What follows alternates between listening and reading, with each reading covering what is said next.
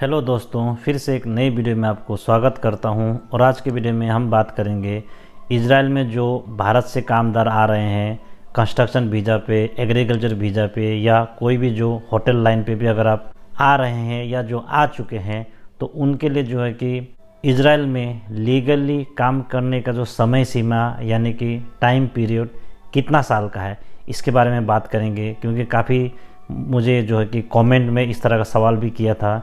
और अगर कोई लीगल टाइम पीरियड से ज़्यादा रुकता है इजराइल में यानी कि इलीगल रुकता है तो उसके साथ क्या नुकसान हो सकता है, या अगर कोई लीगल टाइम पीरियड यानी कि सही समय सीमा पर अगर इजराइल में काम करके इजराइल छोड़ के जाता है तो उसको क्या बेनिफिट मिल सकता है, तो इसके ऊपर में बात करेंगे। वीडियो को पूरा देखिएगा तभी आपको पूरा जानकारी मिलेगा।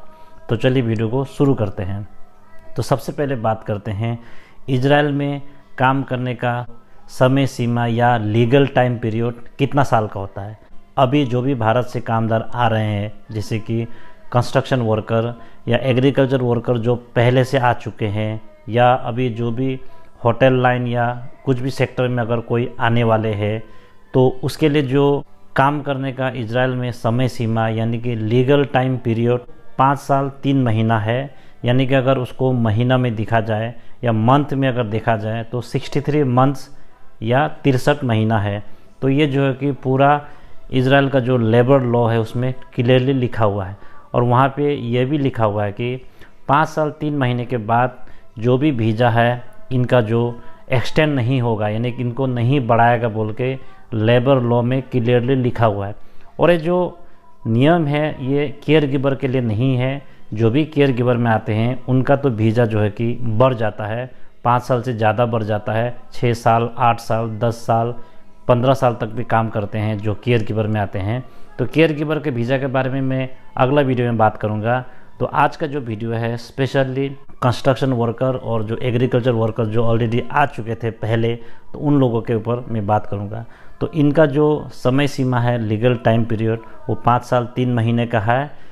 और इसके बाद उनका जो वीज़ा है कि नहीं बढ़ाएगा बोल के लेबर लॉ में क्लियरली लिखा हुआ है। अब अगला हम बात करेंगे कि अगर कोई इजराइल से सही समय पर यानी कि 5 साल 3 महीने पे अगर लीगल टाइम पीरियड काम करके निकल जाता है तो उनका साथ क्या फ़ायदा होगा या उनको क्या मिलेगा। क्योंकि बहुत लोग मुझे भी पूछते हैं कि जो पैसा जमा होता है हर महीने 740 से 50 शेकल करके जो पेंशन फंड में, तो वो कब मिलेगा ऐसा करके पूछते हैं। तो उसी के लिए मैं ये वीडियो भी बनाया था। तो आप अगर लीगल टाइम पीरियड पे यानी कि 5 साल 3 महीने पे अगर इजराइल छोड़ के जाते हैं जो कंस्ट्रक्शन वर्कर एग्रीकल्चर वर्कर जो भी है, तो उनको क्या है कि जो भी उनका पैसा जो जमा था हर महीने पेंशन फंड में 740 या 50 शेकल जो भी जमा होता था हर महीने, तो वो पैसा जो है कि सारा पैसा जमा होके इकट्ठा वो इजराइल का एयरपोर्ट में आपको मिलेगा। वो पीबा के कंट्रोल में रहता है। पीबा एक गवर्नमेंट एजेंसी है तो उसके अंडर वो पैसा रहता है। तो वो जो है कि अगर आप लीगली इजराइल छोड़ के जाते हैं 5 साल 3 महीना पे, तो आपको वो जब फाइनल डिपर्चर होगा इजराइल के एयरपोर्ट से तो आपको इजराइल के एयरपोर्ट में दिया जाएगा। और वो आपको इजराइल का सारा वो एयरपोर्ट का वो चेकिंग क्लियर होने के बाद फाइनल डिपार्चर में ही दिया जाएगा। यानी कि आपको जो पैसा है वो सारा पैसा मिलेगा। उसमें 15% का जो टैक्स है इनकम टैक्स कटेगा और कुछ बैंक का फीस कटेगा। उसके बाद जो भी पैसा बनता है आपका सारा पैसा आपको एक साथ मिलेगा। और वो जो पैसा है वो डॉलर या यूरो में मिल सकता है आपको। तो इस तरह से अगर आप लीगली इजराइल छोड़ के जाते हैं, परमानेंटली छोड़ के जाना पड़ेगा, एग्जिट करना पड़ेगा, तो आपको एयरपोर्ट में जो है कि वो पैसा मिल जाएगा।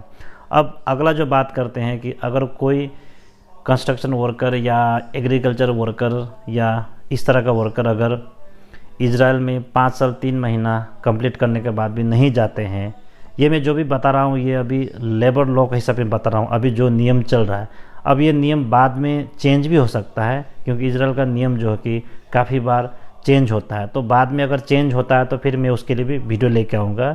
लेकिन अभी तक जो नियम है मैं आज के डेट के हिसाब में बता रहा हूँ। तो अगर कोई भी worker agriculture worker construction worker या होटल सेक्टर में आते हैं केयर गिवर सेक्टर को छोड़ के, तो अगर उन लोग 5 साल 3 महीने से ज़्यादा रुकते हैं इजराइल में तो उनका जो है कि क्या होगा, कुछ नुकसान होगा। नुकसान क्या होगा कि उनका जो फंड में पैसा जमा होता है वो पैसा को क्या है कि जो पीबा वाला होल्ड कर देगा। अब जो होल्ड करने का सिस्टम है वो ऐसा है कि जो पैसा आपका जमा है उसमें से जो 75% पैसा है वो अलग से होल्ड करेगा और जो 25% पैसा है उसको अलग से होल्ड करेगा। इसको दो पार्ट में होल्ड करके रखेगा। अब जो 25% पैसा आपको जो होल्ड किया है वो पैसा आप इजराइल में चाहे 1 साल 2 साल 3 साल जितना साल भी इलीगल रहो, जब भी आप इजराइल से रिटर्न इंडिया जाएंगे परमानेंटली एग्जिट मार के, तब आपको वो पैसा मिल जाएगा। जो 25% पैसा होल्ड किया था पीबा वाला वो आपको एयरपोर्ट में दे देगा अगर आप 2 साल 3 साल जब भी जाएंगे इजराइल छोड़ के। और जो 75% पैसा आपको जो अलग से होल्ड करके रखा है उसको क्या करेगा वो लोग कि आप कितना महीना कितना साल इजराइल में इलीगल बैठा है उसके हिसाब में वो डिडक्शन करेगा। यानी कि अगर आप इजराइल में 1 साल से ज़्यादा इलीगल रुकते हैं, यानी कि आपका इजराइल आया हुआ 5 साल 3 महीना कंप्लीट हो गया, 5 साल 3 महीने के बाद अगर जितना भी आप एक्स्ट्रा महीना रुकता है, अगर वो एक्स्ट्रा महीना 1 साल क्रॉस हो जाता है यहाँ पे इजराइल में इलीगल रुक के, तो आपका जो है कि वो 75% पैसा जो है वो ज़ीरो हो जाएगा। अब वो 75% पैसा वो किस तरह से कटेगा वो भी आपको मैं वीडियो में दिखा दूंगा स्क्रीनशॉट करके, और उसके बारे में मैं थोड़ा एक्सप्लेन भी कर दूंगा, तो आप देख सकते हैं। तो आपको मैं अभी जो 75% पैसा जो वो किस तरह से डिडक्ट करेगा उसके बारे में मैं आपको बताने वाला हूँ। अब जो 75% पैसा ऐसा है जो आपका जो टोटल पैसा है ना उसका 25% पैसा तो मैंने जैसा बोला कि वो तो जब भी आप इलीगल जाएंगे 2 साल 3 साल 4 साल 5 साल जब भी जाएंगे तो वो आपके लिए हमेशा वो एयरपोर्ट में पीबा वाला रेडी रखेगा। लेकिन जो 75% पैसा आपका जो रखा है उसको किस तरह से वो लोग डिडक्शन करता है, यानी कि माइनस करता है या काटता है पैसा, तो वो आपको मैं बताने वाला हूँ। तो अगर आप 1 महीना से ज़्यादा इलीगल रुकता है या 2 महीने से कम, तो आपका जो है कि 5% डिडक्शन होगा 75% पैसे में से। अगर आप 2 महीने से ज़्यादा इलीगल रुकता है और 3 महीने से कम, यानी कि 2 से 3 महीना अगर आप इलीगल रुकता है इजराइल में, तो आपका जो है कि 20% पैसा कट जाएगा। अगर आप 3 महीने से ज़्यादा रुकते हैं या 4 महीने से कम रुकते हैं तो आपको जो है कि 25% पैसा जो है कि डिडक्ट हो जाएगा। अगर आप 4 महीने से ज़्यादा रुकते हैं लेकिन 5 महीने से कम रुकता है तो आपका जो है कि 30% पैसा माइनस हो जाएगा। और अगर आप 5 महीने से ज़्यादा रुकते हैं लेकिन 6 महीना क्रॉस नहीं हुआ, 6 महीने से कम है लेकिन 5 महीने से ज़्यादा रुका है, तो आपका जो है कि 35% पैसा है डिडक्शन हो जाएगा। अगर आप 6 महीने से ज़्यादा रुकता है लेकिन 7 महीने से कम रुका है तो आपका जो है कि 40% पैसा माइनस हो जाएगा। अगर आप 7 महीने से ज़्यादा रुकते हैं लेकिन 8 महीने से कम रुकता है तो आपका 50% पैसा जो है कि डिडक्शन हो जाएगा। अगर आप 8 महीने से ज़्यादा रुकते हैं लेकिन 9 महीने से कम रुका है तो 60% पैसा है कि आपको डिडक्ट हो जाएगा। अगर आप 9 महीने से ज़्यादा रुकते हैं लेकिन 10 महीने से कम रुकता है तो आपका जो है कि 70% पैसा जो है डिडक्शन हो जाएगा। अगर आप 10 महीने से ज़्यादा रुकता है लेकिन 11 महीने से कम रुकता है तो आपका जो है कि 80% पैसा डिडक्ट हो जाएगा, यानी कि माइनस हो जाएगा या कट जाएगा। अगर आप 11 महीने से ज़्यादा रुकता है लेकिन 12 महीना यानी 1 साल से कम रुका है लेकिन 11 महीने से ज़्यादा है तो आपका जो है कि 90% पैसा डिडक्शन हो जाएगा।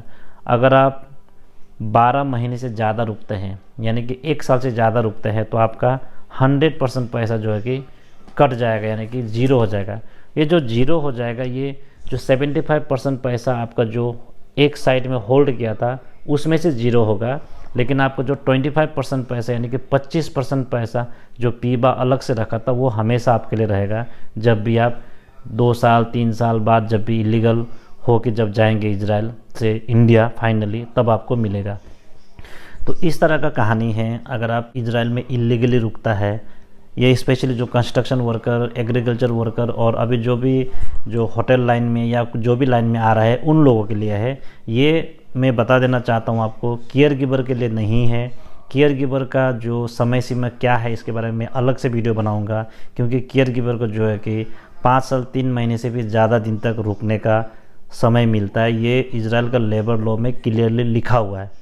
तो उम्मीद करता हूँ वीडियो अच्छा लगा होगा। इसके बारे में काफ़ी लोग मुझे पूछ रहा था, इसलिए मुझे ये वीडियो बनाना पड़ा। मुझे लगता है आप लोग को ये बारे में समझ में आया होगा। अगर किसी को समझ में नहीं आया है तो ज़रूर आप लोग मुझे कमेंट करके बताइएगा और पूछिएगा कि कहाँ पे आपको समझ में नहीं आया। तो उम्मीद करता हूँ वीडियो अच्छा लगा होगा। वीडियो अच्छा लगा तो like, comment, share and subscribe ज़रूर कीजिएगा। मिलते हैं अगले वीडियो में कुछ नई अपडेट के साथ। तब तक के लिए बाय बाय, टेक केयर।